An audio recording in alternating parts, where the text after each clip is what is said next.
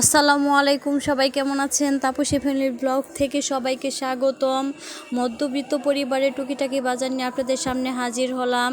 আমার সংসারে লবণ, তারপরে হুইল পাউডার, গোসলের সাবান, শ্যাম্পু এগুলো শেষ হয়ে গেছে। ডিম শেষ হয়ে গেছে, আপনার ভাইয়াকে বললাম রাত্রে নিয়ে আসছে। পরে এগুলো সকালে গুছানোর টাইম পাইনি, স্কুলে চলে গেছি দৌড়ে। পরে এগুলা ডিমে জানেন প্রচুর ময়লা থাকে। ডিমগুলা আমি ধোয়ার জন্য একটা বাটিতে পানি নিয়ে ডিমগুলো ভিজিয়ে তারপরে ধুয়ে নিব এগুলো। এই যে একটা ডিম ভেঙে গেছে চাপ লাগিয়ে অনেকগুলো ডিমের ভিতরে। পরে আমি একটা নেট ব্যাগের মধ্যে ভিমবার ভরিয়ে আমি ডিমগুলো পরিষ্কার করে ধুয়ে ঝুড়িতে রাখলাম। রেখে পানি ঝরিয়ে পরে আমি দুপুরে গোসলের সময় কাপড় ধুবো। রান্নার আগে আমি কাপড়গুলো একটু হুইল পাউডার দিয়ে ভিজিয়ে রাখলাম, তাহলে ময়লাটা কাটবে। পরে আমি রান্নাটা বসিয়ে দিলাম। এই যে আমি এক হাঁড়িতে ভাত, এক চুলায় ভাত আর এক চুলায় ডাল বসিয়ে দিয়েছি আমি। ভাতটা ফুটতেছে, এদিক দিয়ে ডালটাও আমার ফুটে গেছে। ডাল সিদ্ধ হয়ে গেছে। এর ভিতরে লবণ, হলুদ, কাঁচামরিচ, পেঁয়াজ দিয়ে দিব আমি। দিয়ে পরে অফ ক্যামেরায় আমার ডালটা হয়ে গেছে। পরে আমি তেজপাতা, জিরা, রসুন, পেঁয়াজ দিয়ে আমি ডালটা বাগার দিব। বাগার দেয়া হয়ে গেলে আমি গুলশা মাছ দিয়ে ডাঁটা আলু ঝোল করব। এই যে গুলশা মাছটা আমি একটা পাত্রে লবণ, হলুদ, মরিচ দিয়ে মাখিয়ে জাল করে নিব। আমি তো এটা জাল করা বলি, আপনারা কী বলেন তা জানি না। একটু পানি দিয়ে আলাদা পাত্রে জাল করে পরে আমি এই সবজিতে দিই, এই তরকারিটা রান্না করি এইভাবে।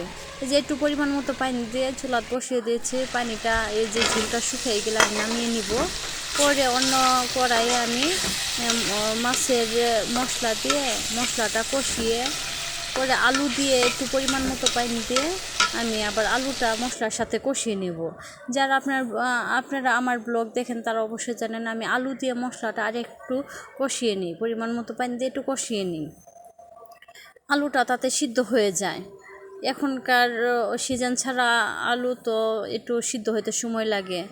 তারপরে যে ডাঁটাটা আমি আলুর সাথে মিশিয়ে একটু লাইটে পরে পরিমাণ মতো ঝোল দিয়ে দিব।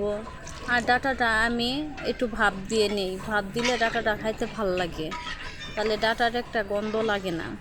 পরে যে আমি পরিমাণ মতো ঝোল দিয়ে আগে থেকে মাছটা যে জাল করে রাখছিলাম ওই জাল করা মাছটা আমি ঝোলের উপরে দিয়ে দিব।